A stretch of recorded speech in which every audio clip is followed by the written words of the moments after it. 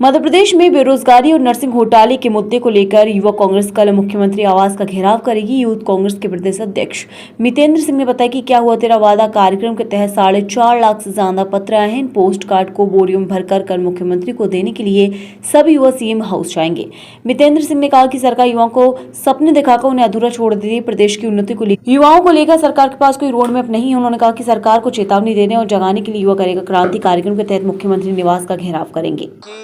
युवा करेगा क्रांति और युवा करने चला क्रांति, इस बात का आगाज है कि जिस तरीके से मध्य प्रदेश के अंदर युवाओं का शोषण, महिलाओं का शोषण और किसान का शोषण भाजपा सरकार कर रही है, क्योंकि जो वादे भाजपा सरकार ने 2018 से 23 में किए थे वो तो पूर्ण किए ही नहीं, बल्कि जो 20-23 में उन्होंने कहा था कि हम 2.5 लाख नौकरियां देंगे तो उनको याद दिला रहे हैं। उन्होंने कहा था 1.5 करोड़ आवास बनाएंगे महिलाओं को, उन्हें याद दिला रहे हैं। उन्होंने कहा था किसान को एमएसपी देंगे, उन्हें याद दिला रहे हैं। और साथ में मांग कर रहे हैं कि नर्सिंग घोटाले को लेके जो हमने प्रथम दिन से बात उठाई थी कि उसके खिलाफ जांच हो, लोगों के खिलाफ इस्तीफा हो, और इस्तीफा की मांग भी हमने ही की थी और अभी भी वही मांग करते हैं कि अगर जांच नहीं हो रही है तो क्यों नहीं हो रही है, आप रुकावट क्यों बन रहे हैं जब हम इंसाफ की बात कर रहे हैं। और भाजपा रक्षक की जगह भक्षक बन चुकी है। सपनों का वो सिर्फ एक महल गढ़ती है पर साधन उस महल को बनाने के लिए नहीं देती है,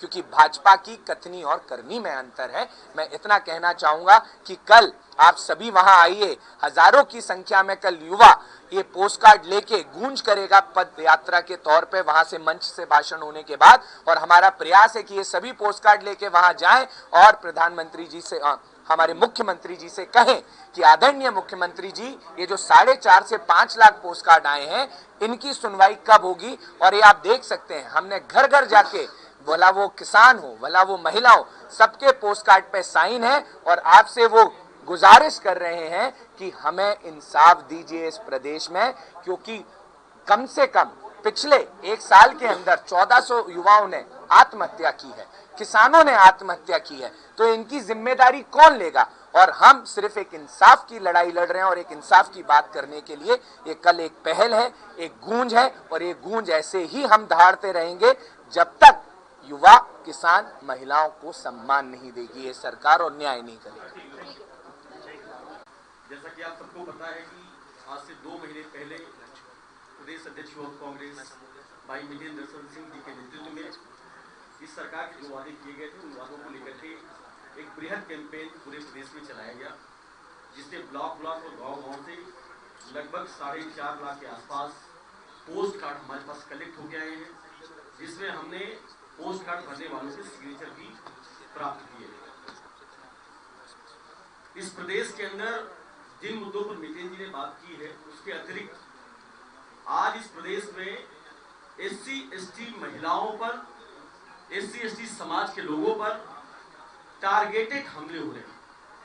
आप सोचिए, जब एक थाने के अंदर थानाध्यक्ष एक महिला को उसके 15 साल के बच्चे के सामने निर्मम तरीके से पीट रही है, आप सोचिए अगर सरकार की सह नहीं है तो ये कैसे हो सकता। चाहे विंध्य हो, चाहे इस मध्य प्रदेश का कोई भी जिला हो, आप रोज खुद लिखते हैं पेपरों में, आप खुद मीडिया में दिखाते हैं, प्रतिदिन किसी न किसी जिले में किसी महिला के साथ चाहे बलात्कार हो रहा हो, चाहे ईव्टीजिंग हो रही हो, या उसके परिवार के व्यक्ति को प्रताड़ित, पीड़ित या मारा पीटा जा रहा हो। इस प्रदेश में SC/ST को केवल और केवल बीजेपी की गवर्नमेंट नाम बदल करके उनके समाज के पुरोधाओं के केवल नाम रखने के अलावा ना तो संरक्षा दे पा रही है, ना तो सुरक्षा दे पा रही है, ना तो शिक्षा दे पा रही है और ना ही रोजगार दे पा रही है। दूसरी बात, किसानों के हालात, मुझे नहीं लगता कि मध्य प्रदेश से बेहतर कोई उदाहरण हो सकता है। मूंग यहाँ पर होती है, सोयाबीन यहाँ पर होती है, प्याज यहाँ पर होती है। आप जिस रीजन को उठा के देख लीजिए, वहां का किसान परेशान है, प्याज फेंक रहा है, टमाटर फेंक रहा है, भिंडी फेंक रहा है, जो भी उत्पादन हो रहा है वो फेंकने पर इसलिए विवश है कि सरकार के पास कोई नीति नहीं है। सरकार के पास ना तो उसको सुरक्षित करने की, स्टोरेज करने की कोई नीति है, ना तो खरीदारी करने की कोई नीति है, ना तो उसको प्रॉफिट देने की कोई नीति है। तो सरकार से मैं किसानों, SC/ST महिलाओं के साथ साथ नौजवानों की बात को जोड़ के यह कहना चाहता हूं कि मुझे लगता है कि इस पूरे देश के अंदर एकमात्र राज्य ऐसा होगा जिसकी सबसे लंबे अवधि से वैकेंसियां या तो लटकी होंगी या तो भ्रष्टाचार की भेंट चढ़ी होंगी, पेपर आउट हुआ होगा और कार्रवाई के नाम पर 0 सन्नाटा। नर्सिंग घोटाले पर लगातार आवाज विपक्ष उठा रहा है। आपने 1-2 लोगों पर कार्रवाई कर दी, लेकिन कार्रवाई करने वाले भी पकड़े जा रहे हैं, सीबीआई के लोग भी पकड़े जा रहे हैं। हमारा इस कार्यक्रम के माध्यम से पहली मांग है कि नर्सिंग के जितने भी स्टूडेंट हैं उन सब की परीक्षा अतिशीघ्र कराई जाए। 4 सालों से उनकी परीक्षा नहीं हुई, उनका जीवन बर्बाद हो रहा है, उनके पैसे डूबने के कगार पे पड़े हुए।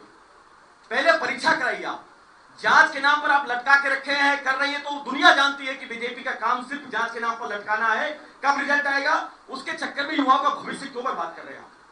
उनको डिग्रियां दीजिए, उनकी परीक्षाएं आप आयोजित कराइए।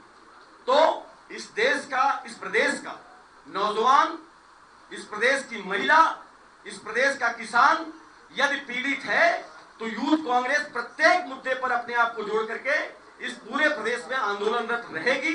ये आंदोलन तो केवल एक इस बात का द्योतक है कि उनके कान का, जो नए नए सीएम बने, उनके कान में ये जाना चाहिए कि शिवराज जी ने जिस प्रकार से 18 साल इस प्रदेश को धूल फकवाने का काम किया है वो नहीं चलेगा। यूथ कांग्रेस सड़कों पे भी लड़ेगी, गांव में भी लड़ेगी, बूथ पे भी लड़ेगी, लेकिन आपको चैन से बैठने नहीं देगी। सीएम साहब, आज उज्जैन की भी बात मैं करना चाहता हूं। मुझे लगता है कि उनके गृह जनपद में ही भ्रष्टाचार के सबसे बड़े उदाहरण निकल करके सामने आ रहे हैं।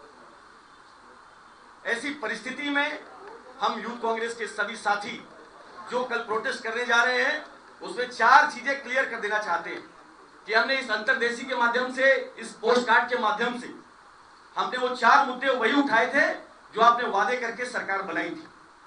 उन पर तो प्रश्न उठाएंगे ही उठाएंगे, लेकिन ध्यान रखिएगा, इस प्रदेश के एससी, एसटी, ओबीसी समाज के लोगों पर अगर किसी भी प्रकार का कोई अत्याचार हुआ तो यूथ कांग्रेस का कोई कार्यकर्ता शांत नहीं रहेगा, उस पर आंदोलनरत रहेगा। इस प्रदेश की महिलाओं पर किसी भी प्रकार का कोई अत्याचार होगा, यूथ कांग्रेस का कार्यकर्ता शांत नहीं रहेगा। इस प्रदेश के युवाओं को रोजगार नहीं मिलेगा, आए दिन आंदोलनरत आपको यूथ कांग्रेस मिलेगी। और इस प्रदेश के किसानों के साथ अगर न्याय नहीं होगा तो मैं मोहन साहब आपको बोलना चाहता हूं, सीएम साहब आपको बोलना चाहता हूं, आपके आने वाले 4 साल कांटों भरी राहों वाले होंगे। आप उधार पे घी पीना बंद कीजिए। आपने करोड़ों करोड़ रुपए लोन ले रखा है और लोन ले लेकर के दुकान अपनी आप चला रहे हैं। यहां का प्रत्येक बच्चा जैसे ही जन्म लेता है वैसे ही लाखों रुपए का कर्जदार हो जाता है और आप रोज के रोज वो कर्ज लेके बढ़ाए जा रहे हो, झूठी घोषणाएं किए जा रहे हो। तो ये करना बंद करिए। अब यूथ कांग्रेस का नौजवान, यूथ कांग्रेस का कार्यकर्ता हर तरीके से सड़कों पे भी है, गांव पे भी है, मेड़ों पे भी है। बहुत बहुत धन्यवाद।